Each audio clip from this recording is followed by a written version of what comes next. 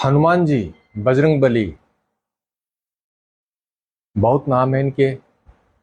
आप किसी भी नाम से इनको जानते होंगे। ये बहुत बड़े सुपरमैन हैं, बहुत बड़े पावरफुल हैं, और सिर्फ कलयुग के नहीं, चारों युगों के। क्योंकि माता सीता को इनका वरदान है कि चारों युग प्रताप तुम्हारा। सीता जी ने, राम जी ने इनको वरदान दिया है कि चारों युगों में इनका प्रताप जो है, इनकी ख्याति बनी रहेगी।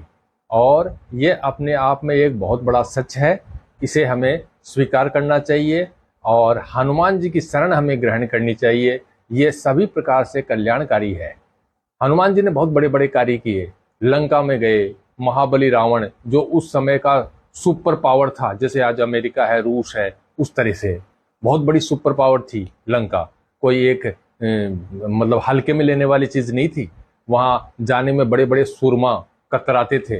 रावण का नाम सुनते ही पता नहीं क्या क्या हो जाता था उनके। तो ऐसे बड़े महाबली रावण के घर में घुसकर और उसकी पूरी लंका को चौपट कर दिया, जला डाला और उसे फटकार लगाई।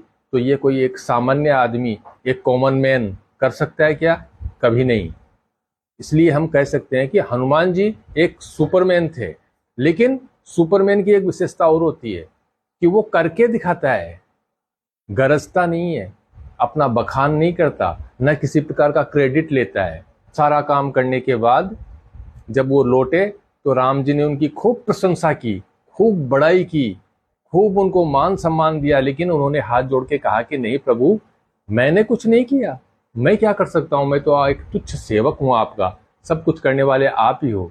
और ये बात सिर्फ उन्होंने बाहर से यूं बनावटी नहीं कही थी, बल्कि अंदर से उनके मन में यही भाव था। इसलिए राम जी ने उन्हें गले लगा लिया और कहा कि तुम मम प्रिय भरत ही सम भाई, कि तुम मुझे भरत जी के समान प्रिय भाई हो।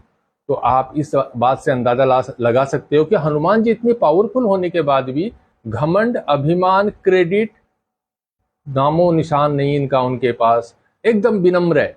इसलिए एक शायर ने बहुत खूबसूरत शेर लिखा है कि कह रहा है जो से दरिया, कह रहा है जो से दरिया से समंदर का सुकून, कह रहा है जो से दरिया से समंदर का सुकून, जिसमें जितना जर्फ है, जिसमें जितना जर्फ है वह उतना ही खामोश है।